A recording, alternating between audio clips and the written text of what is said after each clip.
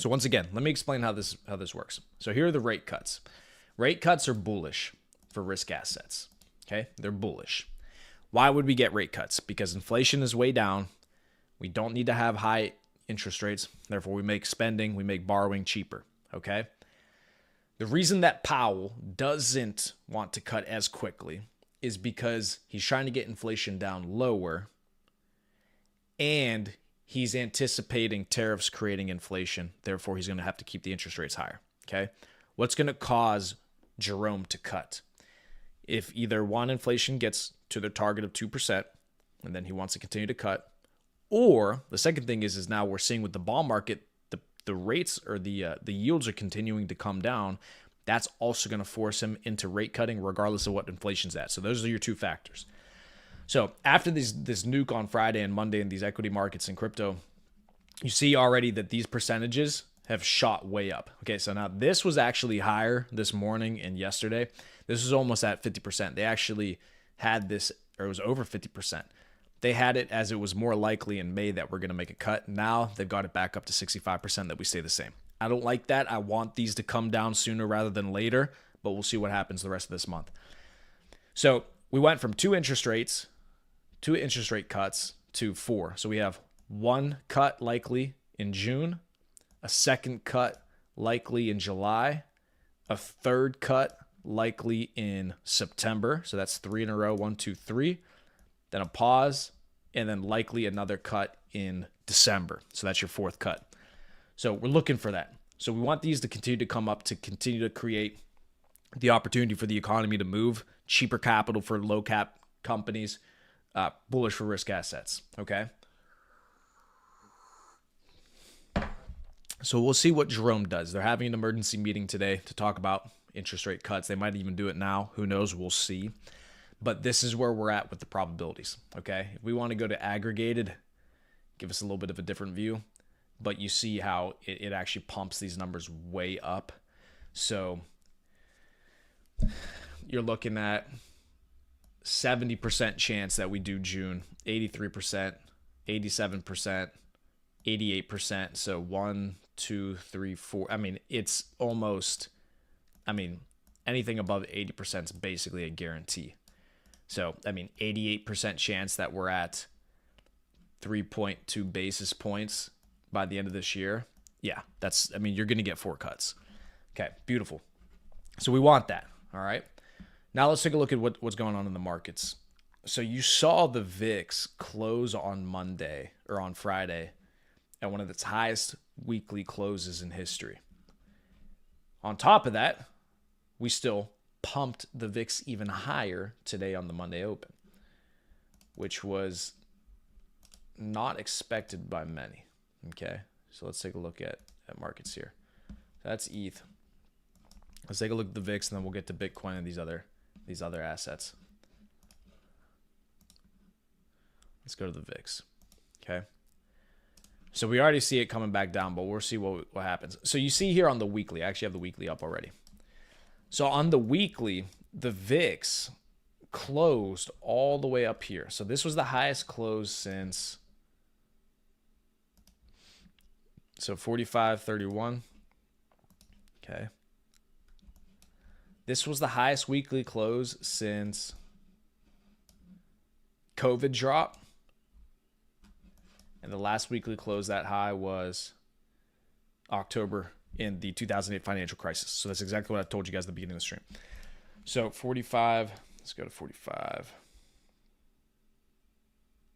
Right in here. Okay. So this was the highest weekly close we had on the VIX since the 2008 financial crisis and then 2022 COVID. Why am I mentioning this?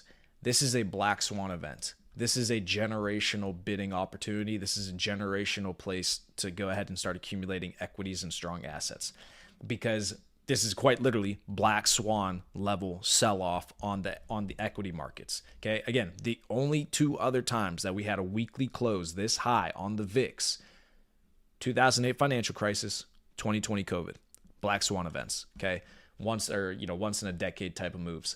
So what that means is below equities, you can just look at the S&P, had a massive sell-off. Okay. So here's the first way we can look at this. If we don't believe that a recession is coming long term. Okay. If we look at what happened in the 2008 financial crisis, the last time that we had a VIX close that high, which is volatility, we had equities sell off from right about here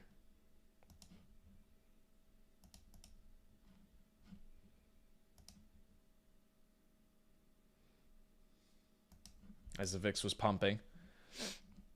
Okay, and so we came down, set our low right here. It's about 664. Okay. And once we hit our low, as the VIX was getting crushed, there's still more downside after the 2008 financial crisis. We were pretty much up only for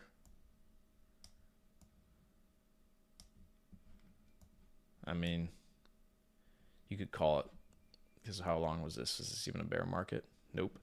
So you basically didn't have a bear market till here.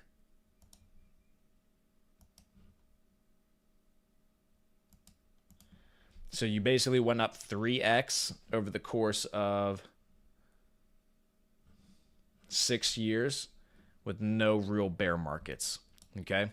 So guess what? Anything that you bought, strong asset down in here when this was taking place, generational bid in equities. Okay.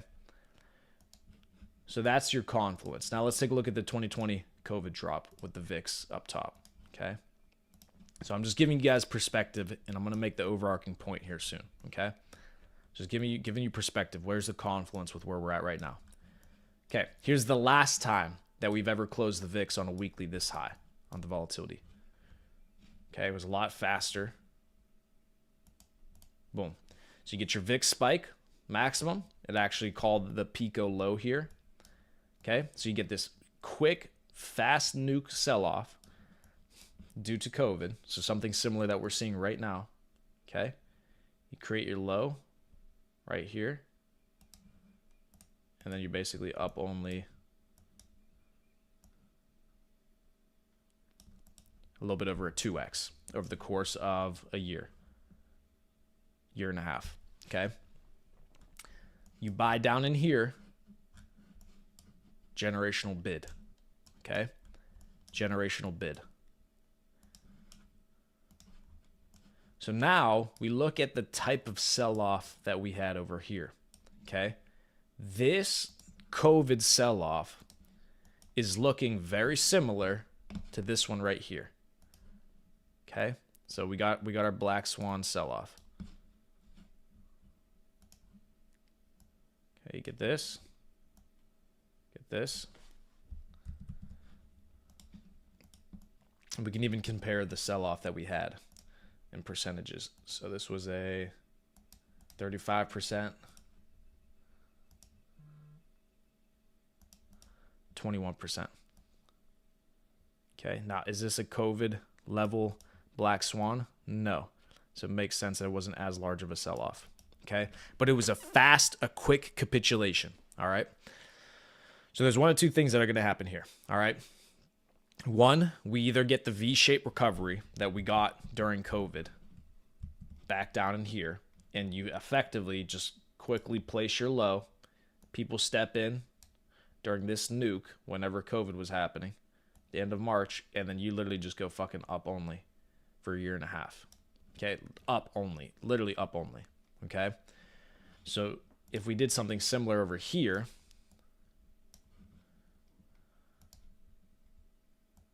the same thing. It's just another up only leg for another year and a half. Okay, because we had a similar type sell off on the VIX. The reason I like that the VIX even pumped harder, peaking at around 60, is because we got closer up to this August 5th nuke and closer up to where this COVID VIX spike was. Okay, so we really capitulated hard. So if this is going to be a V-shaped recovery similar to the one that we had with COVID back in 2020, then yeah, generational bid. Okay. The contrary would be, okay, this is not a generational bid zone. And what we're going to get is actually a larger recession, similar to something like this before the actual financial collapse, where it was an elongated drawdown over a long period of time. So it was from October 7th all the way to March 9th, so over a year. So this would have been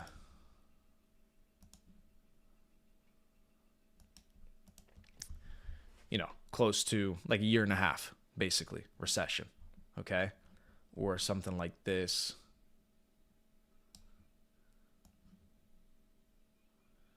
Which would have been a couple years as well. So from 2020, that dot-com bubble collapse all the way down for 3 years, okay? That's your longer-term recession scenario. Clearly, we don't want to see this, nor do we want to see this collapse from 2007 and 8, okay? These are your longer recessions. What happened with COVID was not a recession. What happened with COVID was a V-shaped recovery, kind of scam sell-off, and then straight up only. I'm in the camp right now that this is more so, this COVID scam pump or scam sell-off is what we're going to see here, because this was so quick and so vicious, just like the COVID one, that we do something like this. The only way that happens is if the rate cuts happen quickly and we come to the negotiating table with these nations across the world and we take the tariffs off and actually get free trade cracking. Best case scenario, we get zero tariffs across the board. Free trade is actually implemented across the world. Companies' profitabilities are all going up. People are going to be employed at higher rates. The only people who get damaged by this are going to be the governments who are collecting a revenue off the U.S., who are paying the tariffs to these nations. Otherwise, free trade is incredibly bullish for everybody, because economies are going to boom harder. Businesses are going to be more profitable. More people are going to get hired. More people are working, making sure that the employment's down. It's going to make sure that more people have money in their pockets, therefore they can spend and inject that liquidity into markets, inject that liquidity into the economies. Bullish for everybody. That's best case scenario. But if we don't get these tariffs to come off the table and we actually see these prices going up substantially and that inflation comes up substantially, then you could see the broader recession across the market for a couple of years. Not what we want to see, but I don't expect that to happen, because the way I see Trump doing this and the way he's positioned himself with this is he's using the tariffs as a negotiating tool, okay? Come to the table. Let's negotiate. Let's get these tariffs off of each other. Let's put ourselves in a position to be financially competitive, the U.S., and allow other nations to be able to get tariffs from us off of them. If we're able to leverage that and actually get to zero tariffs, like with the EU, for example, you're in for a fucking ridiculous pump like we saw from COVID up through 2021. Very similar style. So that's the idea. Two options. Either we're literally at the do or die. It is recession, or we V-shape and we fucking cook like we did with COVID. Fingers crossed, it's a COVID fractal. So that's the VIX, okay? So let's get the S&P down here. So that's where we're at on the VIX. We got to see this bad boy get crushed, because this thing is fucking up high, okay?